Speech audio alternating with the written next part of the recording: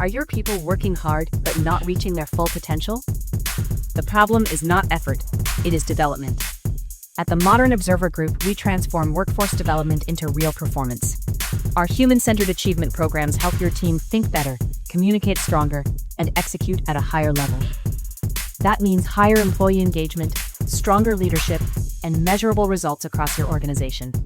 If you want a workforce that performs, leads, and delivers, it is time to invest in your people. Visit modernobserver.com and discover how the Modern Observer Group helps you build a workforce that wins.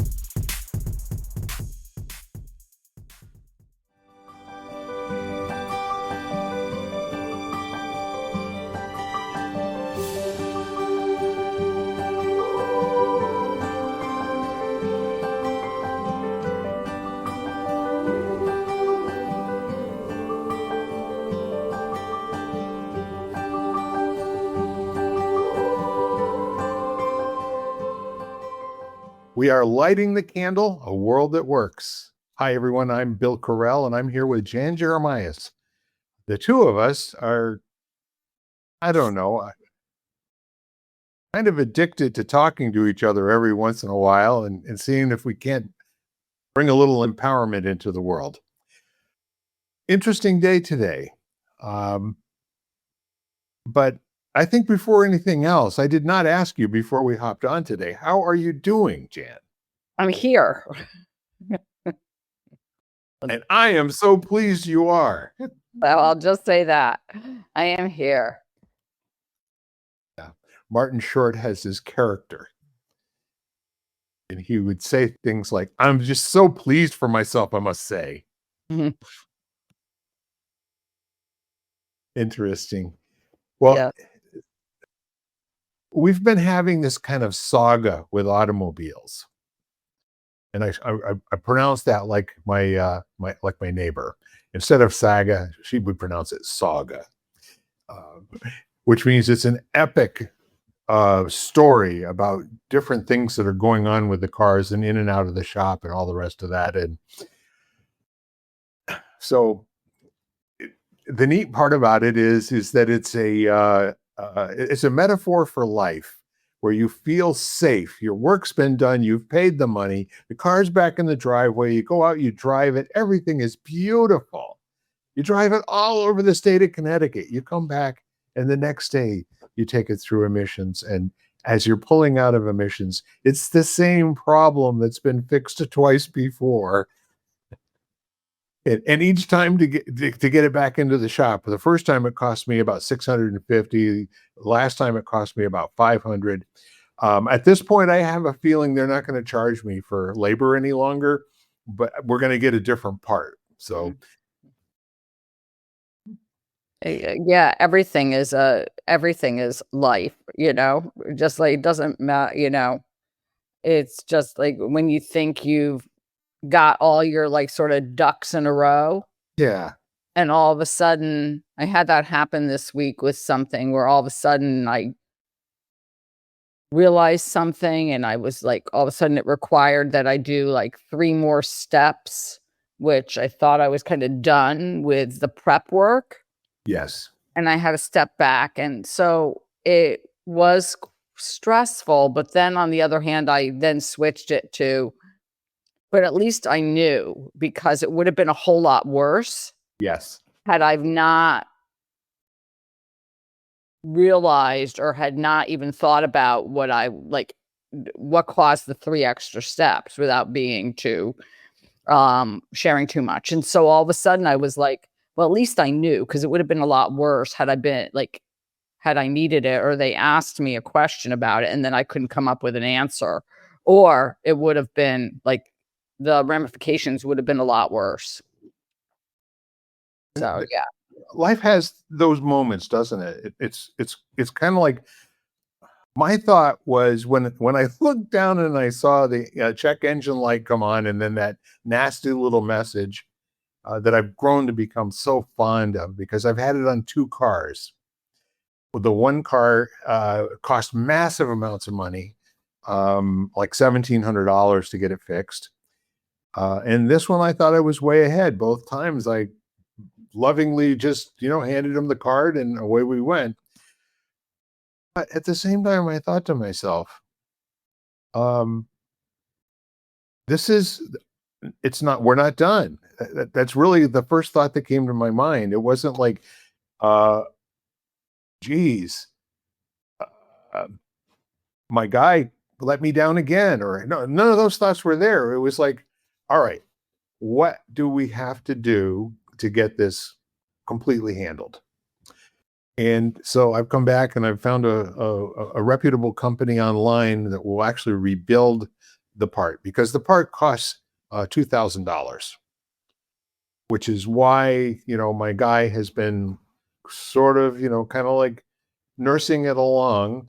And I don't have a big problem with that. He was really trying to A, get me my car back quickly, and B, um, resolve it with integrity, and have a good idea of what he did and how he did it, which I agreed with. So here I sit, and I'm a proud owner of 3 cars. One's in the driveway and I can't drive it because it only goes in first gear. The other one, we did some serious work on, and we've got it in good running shape, knock on wood. Well, it is what it is. You know what I mean? Uh, we pays our money and we takes our chances. But my wife is driving that car today. And then the other one is in, to get some minor, updates and a little bit of work. It's in the shop today. So I'm going to be in that rarefied air of ordering things to be delivered. If I want any takeout for lunch, it's a little far to walk to any place from where I live, given how bad my knees are these days. But I have nothing but joy in my heart for several different reasons. Because A, God is good and has allowed me to be in a position where I can provide for these types of situations, And my heart goes out to the people who do not have options. And something like this just, it is a month ender for a lot of people these days. A lot of folks I hear that do not have the means, to I don't know. The statistic that comes to mind is that most people don't even have $400 or $500 saved in the bank. Now, I know that's not true for most people my age. Now, you're a lot younger than I am, but the point is, we've managed to get through everything we had to get through up to this point. We will get through this too. I always, I say that to myself a lot of late, like, you know, that you've made it this far, and do some monumental life-changing things, and you'll get, like I said, I say it to myself a lot to remind myself of that when, when life gets too heavy. Yeah. Yeah. Well, there's just an awful lot of really cool stuff going on right at the moment. Another snafu was I've been working on financing for a project that I'm doing for years, and finally got all of the, you say the ducks lined up. Well, I mean, for the longest time on this project, it was my ducks are not only not lined up, I don't know where half of them are. And there's a penguin in line with the ducks. I have no idea what it's doing here, And that's how it was. But then the stars and the planets kind of lined up in 2-3 weeks ago. And so I'm now just waiting for the funding, to hit my bank account. And then I'm going to have a lot of fun, investing in stuff. So it was supposed to be done a week ago Monday, and then so that got dragged on until Wednesday, and the funding was possibly going to be there on Friday, but no, that was a federal holiday. And okay, so here we are Monday. It's going to be there Monday. Now it's going to be there tomorrow. Well, I'm in this little zone that's, well, it will be if it is, and if it isn't, not the end of the world. This is one of those labors of love that I've worked on for such a long time. being delayed in the start of it another day or two, or even a week for that matter, Jan, it just wouldn't make that much difference. Do you know what I mean? Yeah, I think that, I don't know that I would have, I don't know how I would react. Um, but I can understand what you're saying. I don't know that I would have that same reaction. Sometimes I do and sometimes I don't. Let's Yeah. just put it that way. Sometimes I'm waiting on something and part of me, just doesn't want to think about it anymore. So I just want it to be like, I just want to know it's complete to the Yeah. extent it can be completed so I can like move on to something else. Well, And that's the conversation running in the background. okay. You know what I mean? It's like, Okay, good. Okay, good. Because I well, was I like, can either engage that, which is not going to bring any fruit until, it does, or I can just like, sit here and, entertain other things that I can do to bring value to my life and the world, oh yeah, I'm not saying, yeah, absolutely. But there is a part of you that's sitting there going like, I just want this to be done so I can move on and like and Oh, progress yes. or whatever. I just wanted to like, I'm doing something from one aspect of my business and I'm still working on numbers and closing out for June. And I'm just like, I wanted to like, I did everything I can do. I sent all the emails I need to send. I'm waiting to hear back from people. I'm just like, I just want to know it's done already so I can move on to July because we're July 6th already. And I want to like, We, we, I don't we want to have be, this conversation almost every month, it seems. and I don't want to be trapped into June, I don't want to be held hostage by June. I So, know. yeah.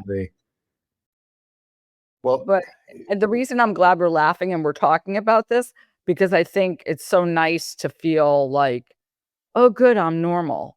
Like other people have these thoughts and other people like have that dialogue going on in the back of their mind. And I'm not the only one who sits there and has these thoughts of like, oh, I wish it was done, or I wish,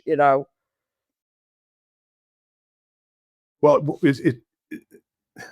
we're talking about having those thoughts, and I've got this um, coaching relationship that has sort of evolved, and it's a pretty high powered guy, and quite frankly, he very much aware of the circles that he runs in, and he just recently got back from a trip to Italy. He and his girlfriend were there for a destination wedding in Italy, of all places, which was very, very beautiful.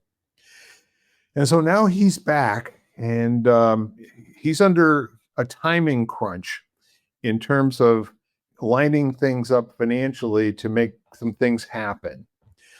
And there's another aspect to it because his girlfriend is involved, and she's also, shall we say, kind of got in a habit with him of pestering, if you will, and being concerned about all things financial and what have you. And so the conversation that I had with him was just along the lines of, you've got these deadlines. Let's examine how important these deadlines are. First of all, if this doesn't happen on Wednesday, what's the consequence? And he said, well, not really any, except for I'll let my girlfriend down. And I said, okay. And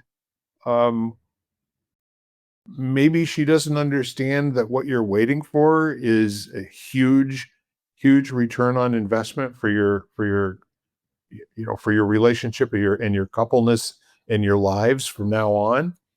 And he said, yeah, I know she doesn't understand that. She just knows that there's a deadline. And I said, well, can you sit down and kind of calculate out what the cost is? Because I guess one of the things that's coming up is a significant and substantial payment on a credit card. I think that the trip to Italy was very expensive, and so I said, how much is due? And he said, well, this is what the number is. And I said, well, what I usually do with that is I cut it in half, and then take 10% of that, and that's typically what your interest is going to be. So let's say on $5,000, it might be somewhere in the neighborhood of about $250 worth of interest for the month at these rates, the way that they are right now for a lot of people. That's another conversation. They're usurious rates. They should be illegal, but they're not. So yeah, he said, when you put it that way, and I said, can you have that conversation and say, hey, look, got really great things happening here. My expectation is it's all coming together in August. We've talked about this for a couple of months. You've kept her up to date on all of that.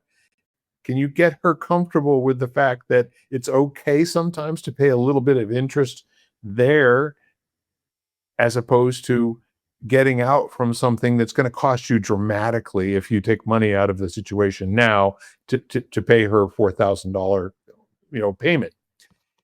And he said, well, you're making an awful lot of sense.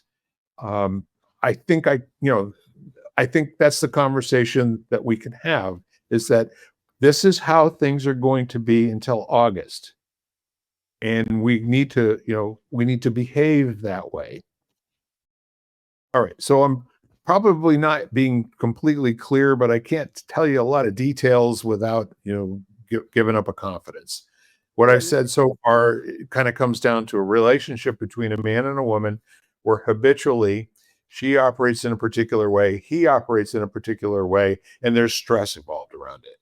So my advice to him is, see if you can figure out the logical answer to the question and, satisfy her emotional need, to have this taken care of, and have her decide if it's more important than doing something that's going to cost you both a lot of money.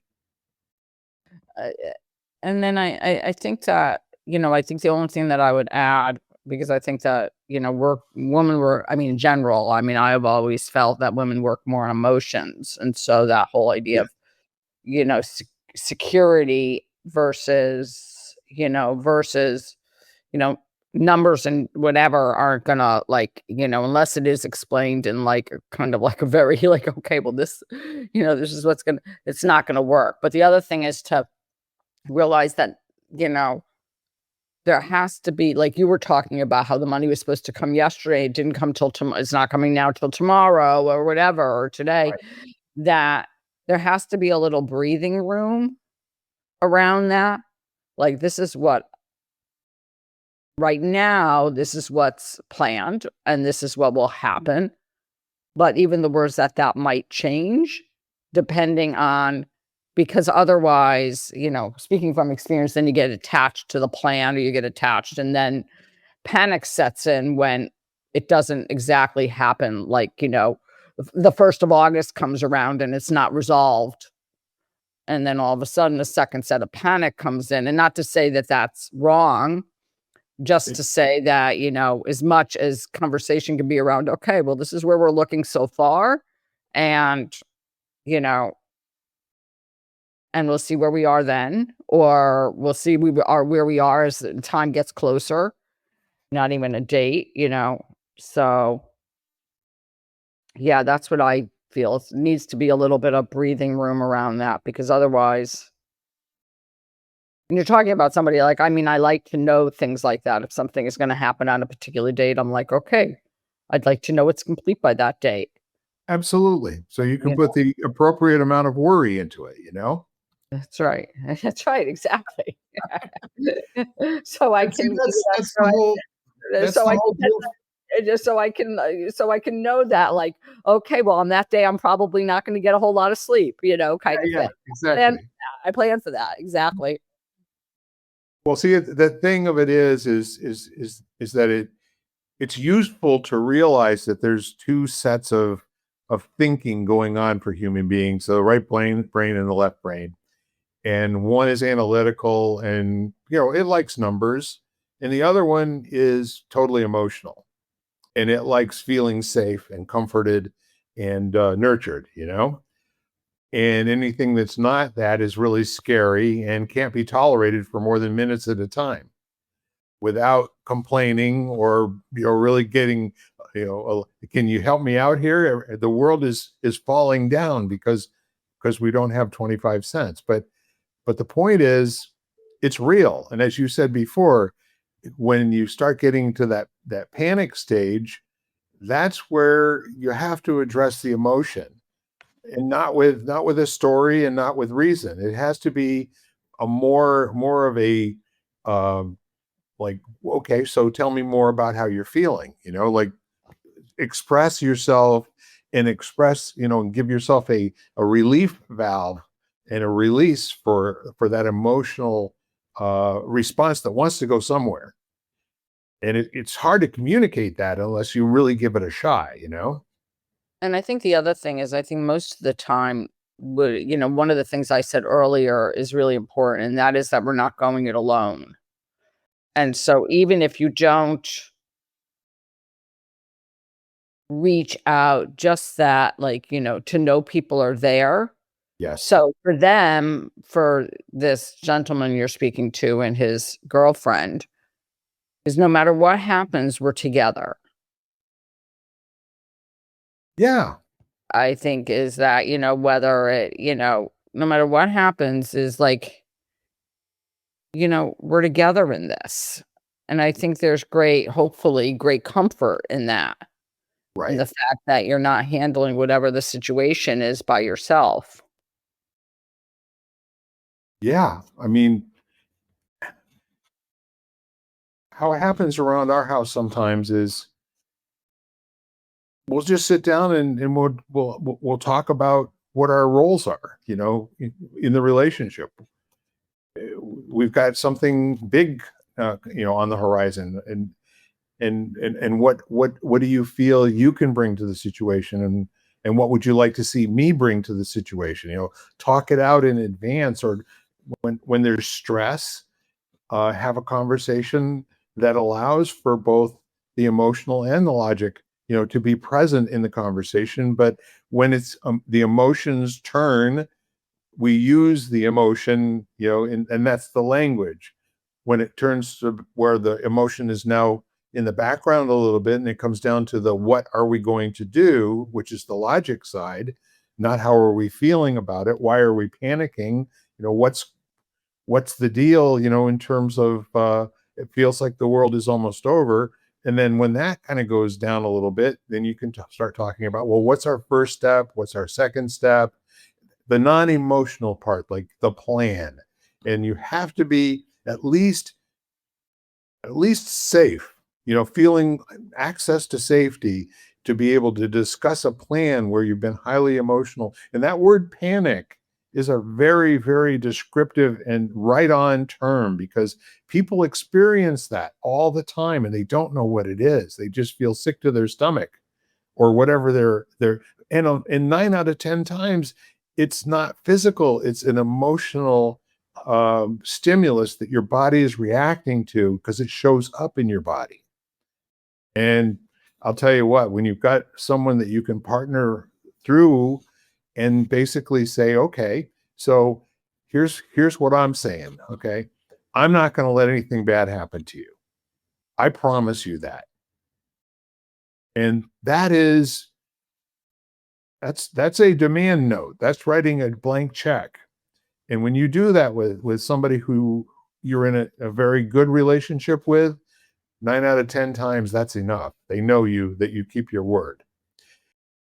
Where there's not been reliability in the past, there may still be a lot more emotion there to deal with. It may be, I hear what you're saying, but what about this? What about that? And people will break down into those whatabouts, in a situation where they're looking for something other than just a verbal assurance about the future. Show me how this is going to work. Show me how we're protected. Let me understand exactly what it is that is going to, what castle are we going to be inside of that no one can penetrate, Yeah. And I mean, I think that, we all need, to find some some place or someone or something that kind of provides that for us and us for them. Because, you know, I don't know. I think that you can't always be the one who gives. That's true. And I want to hold open the possibility sometimes it doesn't go both ways. Sometimes the capacity of one person to provide that is so much greater than the other. However, they've got a whole array and buffet of things that really work about them, that in terms of being a whole partner in the relationship, but find it somewhere. That's the point. And I think sometimes, and it changes depending on what's going on with people. Like, I look at, the really valuable friendships and relationships I have. Yes. It's like, okay, well, you're feeling yada, yada, yada. So I'm going to pick up the slack right now because I can. And vice versa. Yep. I know you're feeling, you're having a hard time. And if you're both having a hard time together at the same time, then you kind of just understand that. And you're like, okay, I'm also having a bad time. And you're also having a bad time. Yeah. You support each other through that, Well, people, and you know very well, we just celebrated our 50th wedding anniversary a week ago. And people have asked us over the years, how is it that we are able to stay together when, so many people are not able to? And I said, well, I can't speak for them, but early on, we kind of created a contract with each other. And we made a solemn promise that we would take turns going crazy, that we would not, dishonor the other person by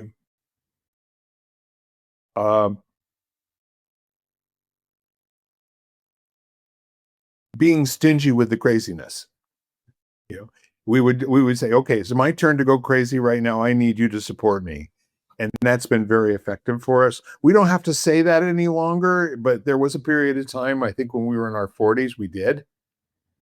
Well, I was going to Now say, and I like the fact that you clarified that, because I think sometimes that's what, you need to voice it. You're like, oh, okay, well, right now I'm feeling crazy. I'm feeling whatever the word is you want to substitute. I'm feeling overwhelmed. Yes. I have so much on my, I just have so much on my plate. Whatever verbiage, or whatever way you communicate with, whoever it is. Yeah. And what I like about what you're saying is that the technology, and it is a technology because it's based on empirical data that basically shows a methodology and a series of procedural steps will allow you, when executed to a sufficiency and to a competent level, will allow you to have a good result. And so that can work with a friend, it can work with a relative, it can work with your spouse, it can work with a child, it can work with somebody you've never met before who's in a panic state. It just requires that at some point you make a decision that you're in the moment to make a difference, and that's how you're showing up in the world right then. Somebody, if you go and volunteer to do something and you're over your head at it, good on you for doing that, but don't quit halfway through. Finish the job. Stay there until you've accomplished at least getting to the point where things are safe. Does that make sense? Mm-hmm.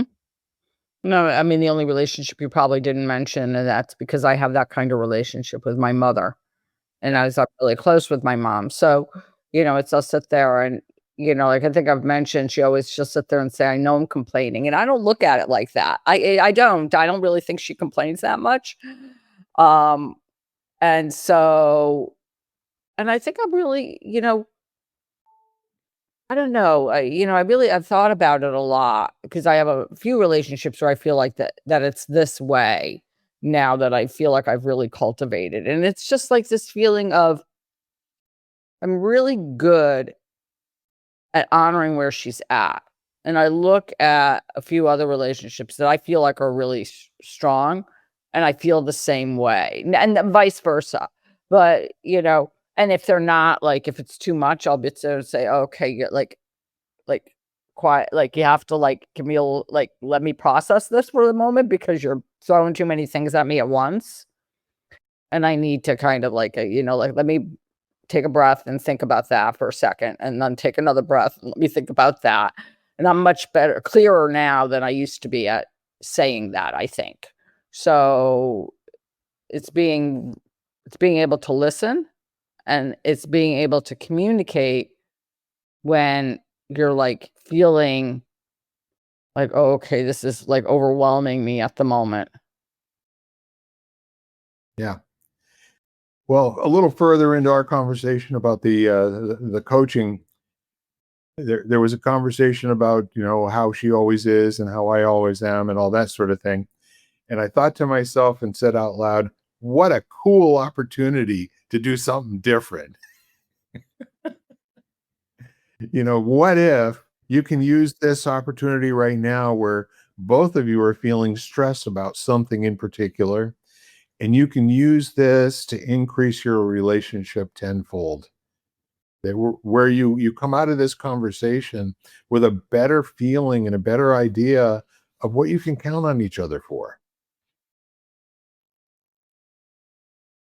Oh, I mean, that's you know, a beautiful way to look at it. Well, you go through life, and I know I'm pontificating, so I'm going to stop doing it that way. But I'll say when I go through life, I often feel like I can do it like I'm watching TV with a remote in my hand and, kind of sort of pay attention and not really being involved or have any emotional attachment or any, you know, either idea or preference as to how things turn out. I mean, in some cases, I just want it to stop. When you talk about your mother, watching a parent panic, and they do, and then they know they are,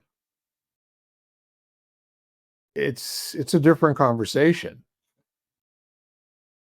And what's really interesting about it, I don't know how it is for you, Jan, but when I found myself in those positions, um, I think my dad was a lot more ready, to allow for the possibility that I may have something really instructive or supportive or something like that to bring to the conversation.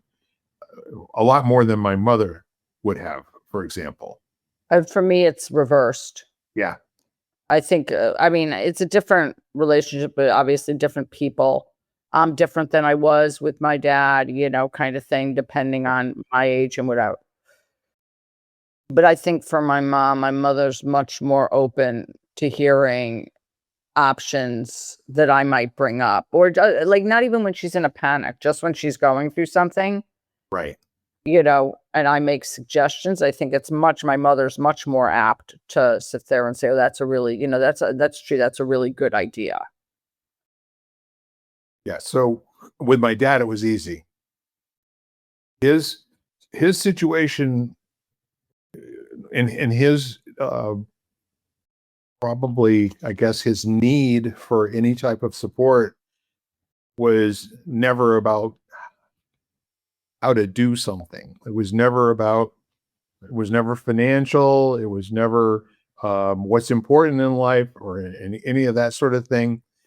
In his situation, it was almost always dealing with a new structural physical limitation, such as his blindness or um, not being able to eat certain foods, or when he fell and broke his hip.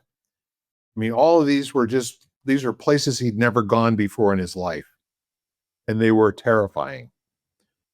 My dad is as big and strong a hero as you'd ever want to meet in your life. He was a rear turret gunner on a B-29, and that's where you kind of lay out in this glass bubble with your hands on this 50 millimeter cannon at the back of the plane, as where there's nobody there to support you. There's no guns, that point that direction anywhere on the plane other than where you are. And the plane's flying up at you. You are just like, holy mackerel. Let's see if we can, ring the bell here and get that rear turret gunner. So as far as that goes, when he panicked, it was new for him. It was new for me too. And I can see that, and maybe that's like, as you say that, maybe that's because a lot of the conversations I'll have with my mom are much more like practical logistical conversations about like, Yep. Now she has this new sort of physical thing that's going on, and making suggestions about that. And then also, like I said, a lot of understanding on like, just something new that she has to do each day, which is very hard for her. As far as like, unless I'm not sure, eventually maybe we would hire someone to help her. But right now she's doing it on her own. Yeah. So we're chatting today, and she said to me, I'm going to do it for the first time on my own. Like, I'm going to do it for the first time in therapy. And then I've got to come home afterwards, and maybe I'll do this. And I was very like, right away, I was like very much, well, why don't you see how you feel after that whole like procedure of doing it with the therapist for 2 hours? Like when you get home, see how tired you are, see how you feel before, like, I said. And she was like, oh, okay, that's a good idea. Just to allow her that, I think that to allow her that space even, and permission, because I think sometimes we need permission to sit there and realize that, okay, it's okay to be tired. It's okay to be, to have something new like that, especially when we're physically challenged, to be compassionate to ourselves. And just sit there and say, and so it was much more like, I think in that way, I'm much more apt to do that, like to remind her of those types of things. Yeah. And to be understanding when, when she tells me, I mean, first of all, she's in Florida and it's hot as blazes. So like, she'll sit there and say, oh, I ran 2 errands and then I came home and I was going to do this and this. But I was tired, I was tired because it was so hot outside. And I'm like, Mom, it was 100 degrees and 100% humidity. Like, I mean, it's okay to be tired. I would be tired if I ran 2 errands and, and every time I got out of the car, I was sweating bullets, And so I think it's just those little reminders of like, it's okay. I think sometimes we hold very high, or a lot of times, I mean, or maybe I should speak for myself, we hold ourselves to very high standards. Yes. And we compare ourselves to what we were. So we spend a lot of time going, I mean, me included, well, I used to be able to walk at this speed, and now I'm walking at this speed, Yes. And so we're in this constant conversation about where we are now and where we were yesterday and where we want to be tomorrow. It's like, no wonder we feel overwhelmed. I'll tell you what, I lived that personally this weekend. We, my wife and I watched this wonderful movie about this Philadelphia man who tries out for the Eagles when he was 30 years old, and he makes the team. It was kind of like the football version of Rocky. And so there's all of these scenes of football practice and people, blocking each other, tackling each other, all this kind of stuff. And I looked at my wife and I said, I used to be able to do that. And actually I was pretty good sometimes, And she looks at me and she goes, I know you were. Well, it is hard sometimes. It's hard in that way sometimes. I mean, not that you're not thankful for what you could do, but all of a sudden the realization, you're like, oh, I can't do that anymore. It's hard. And so I think that acknowledgement and that just kind of like, okay, well, I'm glad I got to experience it. Yeah. I think for me now, it's a lot more fun and satisfying for me giving credit, to my body getting me this far. And Jiminy Cricket, with all of the recent passings of folks from my high school class and other people in my life, it just keeps going on, Jan. This is almost like how we met, the whole grief conversation. I don't know if we would have ever met each other had we not had the overlap on the grief conversation. But the point I'm making is now what I have is I have this muscle that I can build being a good friend, or maybe some wisdom gymnastics, or something of that nature. And that means being able to kind of twist myself up into whatever shape I need to in order to be useful, emotionally and otherwise, to folks that are important to me in my life. I think that's kind of a big deal for me. And I think the other thing that's I'm very much interested in is being responsible and accountable for how I operate in the world, such that I am not mindlessly responding and just reacting to some kind of stimulation. There was a time when people would be able to say something and it would be like waving a red flag in front of my face for a bull, and I was off to the races. No, up, hey, come on back. False alarm. We're not fighting. I think you now- said something. Yeah, go ahead. Sorry, Bill. I was just going to say, I've trained myself to ask questions. I've trained myself to be really analytical and be, a critical thinker before reacting more often than I, when I decided this was an important thing to add in my life. Right. Yeah. And I think it's just, we talk about this a lot on, in our conversation, and it's about being present. Like, I went to teach this morning, and this young woman who's adorable walked in, and she's pregnant. And so she's, so she's, so she's adorable. And she walks in, and I had said hello, and she was coming in. And then she said to me, "Did you just ask me how I was?" I said, "How are you?" And I said, "Yeah." She's like, "I just assumed that was what you said. Like, I wasn't really listening, but I assumed that's what you said to me." And then she answered, but it was just the awareness that she said, like, so much of the time we respond without really thinking, or we're really not listening, and we respond anyway just because we have an idea about what the person said, or we know the person, so we assume we know what they said. And and it was appropriate. I mean, it was the morning, it was after the holidays, so I did ask her how she was. But it was kind of funny when she said it to me, and she was like, "Gosh, I totally didn't hear you, and I just assumed they asked me how I was." It's an interesting segue from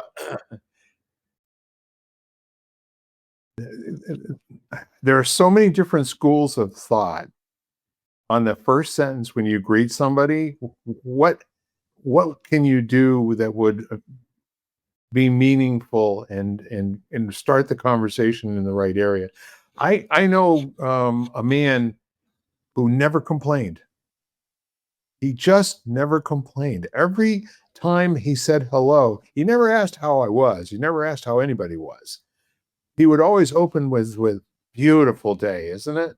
Or "Wow, did we need the rain or what?" I mean, it was always so opening like that. And if he were to ask, like, what's going on in my life, that's what he would ask. He'd say, "What's the big thing for you today?" He never asked me how I was. And I asked him, I said, "John, everybody says hi, how are you?" and you don't say that. And he says, well, he said, stop and think about your response. What's it going to be? Fine. So not much information got exchanged there, you know. He said, and the other part of it is sometimes I ask people how they are and they tell me, and it's horrible. And I don't want to hear that. I think that people, I once went to a talk and it was like, how was, and they got into the whole conversation, like the whole thing was about the word fine. Yes. And the fact that, like, how are you? Fine. And most of the time, you can even tell by the tone of their voice that they're really not fine at all. That has metamorphosed into a word that doesn't mean anything. That's right. Fine used to mean extraordinary, used to mean of the highest quality. It was a fine quality. 50 years ago, 100 years ago, that's what it meant. It didn't mean like fine, can't complain. My life sucks, but I can't complain. I know. And so that word, it's like, and that's why I have somebody I know who always says, well, how are you? Well, yeah. And it's interesting as you sit there and if you think about it, like a lot of times if people were to say, how are you? You don't really want to say good because to be honest, you're really not good. Like on somebody, yes, there are good aspects of your life, but you're not feeling it at the moment. Right. And so it's kind of like, okay, well, you could say nothing. You could say, I'd rather not say. But if you don't want to say that, well isn't bad. I mean, sometimes depending on who it is, I might say, how are you? Happy to see you. Because that's true. Yeah. That's honest. It's like I am happy to see them. And it also shifts it a little bit for me beyond myself, where usually if I say fine, I'm too self-focused. Like if I'm fine and I'm not really feeling fine, then it's very self, like all I'm thinking about is everything that's going on with me. Right. And I kind of bring it out to other people is like, oh, how are you? Happy to see you. Well, I like the idea of putting some thought into it, so especially with people that you're really very close to who could probably appreciate the joke. Yeah. Right. And if you decide that what you really want to say is how are you, then by all means, it's your world, go for it. I think at the end of the day, whatever comes out of your mouth is going to be the world that you're creating. So if you do it intentionally and that's the best one you got right now, then by all means, let her go. Let her rip. Nice every once in a while to think things over, isn't it? Well, I think that, yes, absolutely. And I think it's also not only with what you say, it's like we were just talking about. It's like when you ask somebody you're really interested in what they have to say, or are you just saying it because that's what's said? But like, do you really care? Like if, what? I don't know. Did I share the story about the woman who gave me flowers at Trader Joe's? Did I share that? Yeah. Say it again. So like the woman, so Tonka passed away and I had a big meeting and I go into Trader Joe's where everything happens to me in Trader Joe's. I really feel called to work there, but so far all my applications have been rejected. So the woman who's checking me out, she asked me how I am and I say, oh, okay, well, I have a big meeting today. I'm a bit nervous. And she's like, and then we're chatting and I see this dog tattoo on her arm and I said, oh, was that your dog? Is that your dog? She's like, oh, passed away. I said, oh, my dog just passed away like a week and a half ago. And all of a sudden she comes over to me with a bouquet of flowers. And I was just like, oh my gosh. So first of all, obviously, I start to cry, like I'm sitting there in this woman who's so kind, kind of thing. And they're still here. I mean, they're still sitting there by Tonka's picture, kind of thing. But it was this feeling of like, do you really, if someone responds, like she responded, like she said, like she listened. And that's really what meant more, I mean, to me. Like, she probably could have said she was sorry, was really, really sorry, or, we chat because I chat with a lot of checkout people Yeah. a lot of the time, just because I want them to feel like they're just not standing there, and I really do appreciate the fact that they're there. So I like to always acknowledge them. But it was just this feeling of like, relationship or just a connection. And so it's like when someone says to you and you ask someone, how are they? Do you really care how they are? Yeah. I mean, what would you be prepared to hear? That's right. Exactly. How about tell me something I'm not prepared to hear, you know? That's right. And what kind of question gets you that answer? It's like, do you know Jerry Rafferty and Baker Street? You know that song? I think so. Yeah. Yeah, it's a beautiful song, and the orchestration and the way that it's, it's got a saxophone in it, it's got strings, it's got, and there's a line in it. So where he goes and he sees a friend of his who's got that look on his face. He asks you how you are, you tell him where you've been, and you talk about anything. All it is the first thing that you say to start a conversation.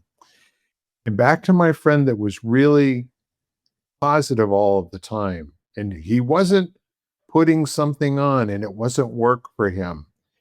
He would ask an authentic question after saying, "It's a beautiful day, isn't it?" The next question he would say, "What are you up to today?" Or, "What difference are you going to make in the world?" You know? Or, "How can I make your day better?" I mean, I think I think everybody has their way of doing it.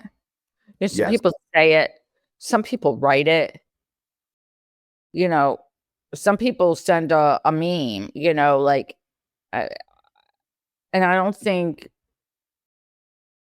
I'm not saying one is better than the other, but I think it is all about like when we always close and we tell people to reach out. I think that, you know, I do think it makes a difference. It absolutely makes all the difference. And I do agree with you. We are talking, in the domain of empowerment, but we really realize that the currency of the realm is relationship. It is what can you do to become more related to the people that you care about, or maybe more related to yourself. That's what I was going to say, more related to yourself. Yeah. This past weekend I had like Saturday was a hard day for me. I was missing Tonka so much. I mean, at one point it thundered and he used to hate, like literally he could have crawled in my skin if it was possible when there was a thunderstorm when he was younger. I mean, he was Yeah. not small and he would literally lay on me, kind of thing. I'd be like, buddy, I can't breathe, like kind of thing, like you gotta get off. And all of a sudden it started to thunder and I looked around. I was like, oh my gosh, he's not here. Like, I don't have to think about where he is and is he upset? And where's he hiding? Because he would either hide in my stall shower or he would go upstairs and like hide on this little alcove kind of thing, which wasn't like had no windows.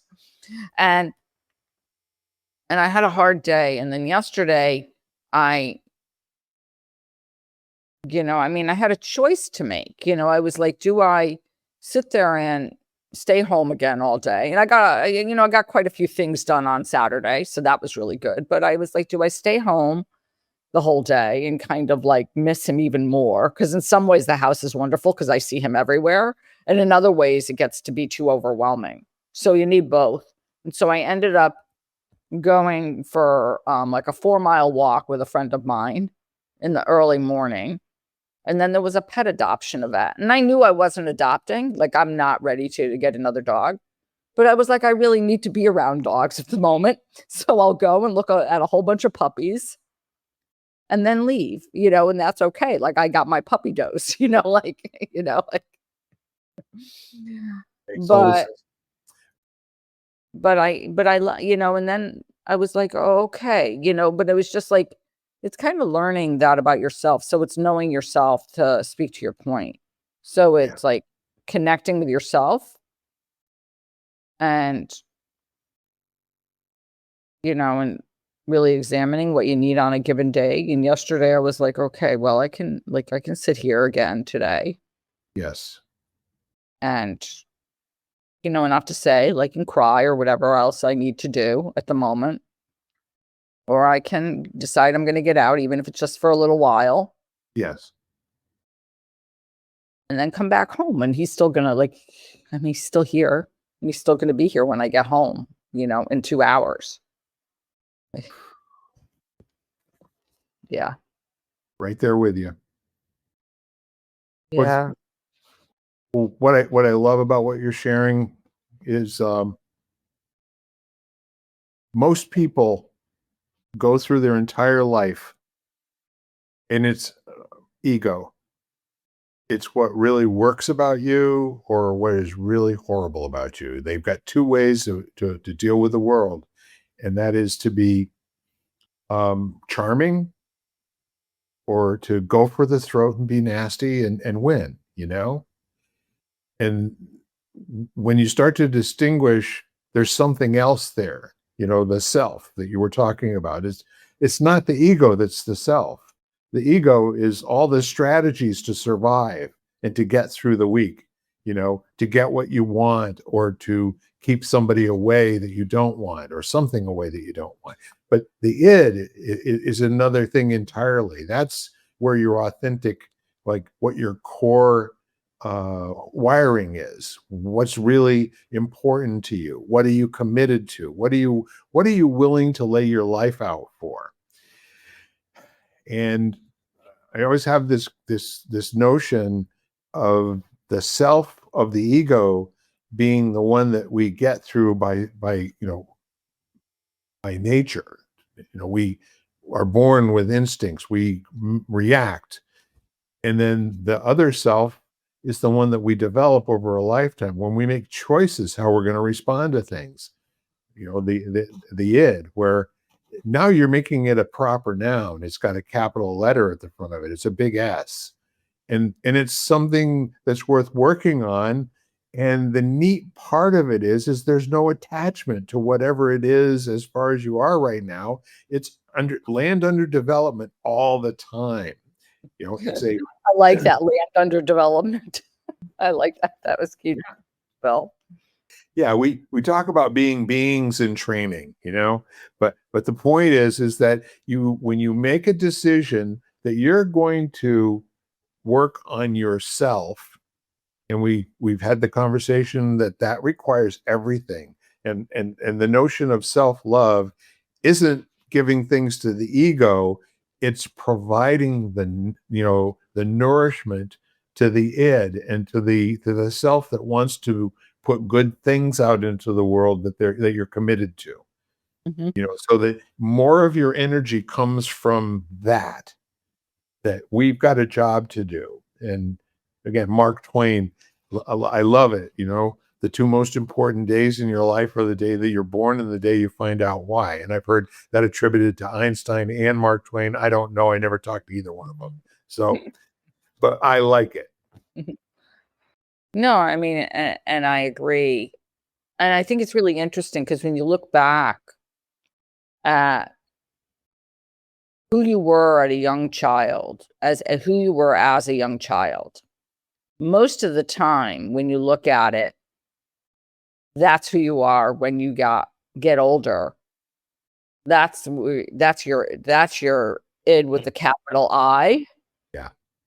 It's just that it got covered up by all the messaging that you got, by all the, the people, whether intention, like with your best interest at heart or whether it wasn't with your best interest at heart, like told you things in your environment that you grew up with. It gets kind of like layer upon layer of, and then the rest of your life, and I've heard this quote too, the rest of your life is kind of getting rid of all that and rediscovering who you really were to begin with, Yeah. which is really who you were when you were, 3 or 4 years old.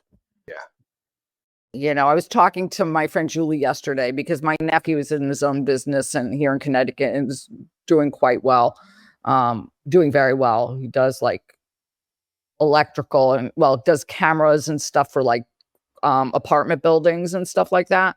So he's doing really well. And so I was saying, and it's so funny because I said, he was the kid. I mean, he could fix anything. He would go to Home Depot when he was 2. It was his favorite store in the world, and it's so funny. Like now I said, well, that gene skipped me. First of all, I said, I don't the handy gene skipped me. But I said, but it's so interesting because when you look back, I mean, that's who he was as a kid.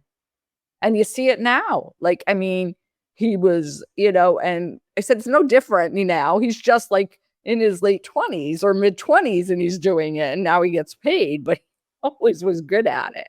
Yeah.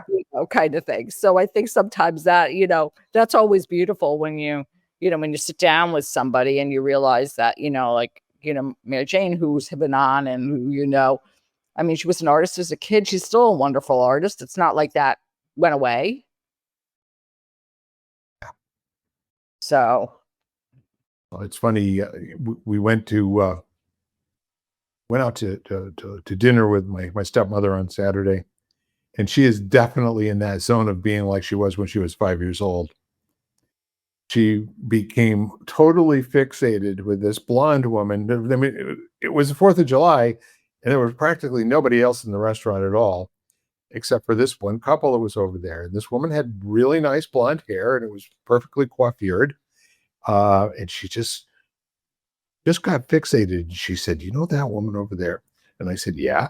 She said, "She looks like Jane so-and-so, but Jane died."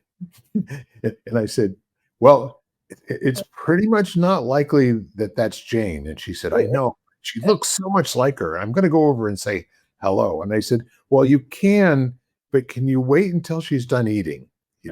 And so got her off of that for a little while. About 2 minutes later, it's, "That woman looks so much like Jane so-and-so."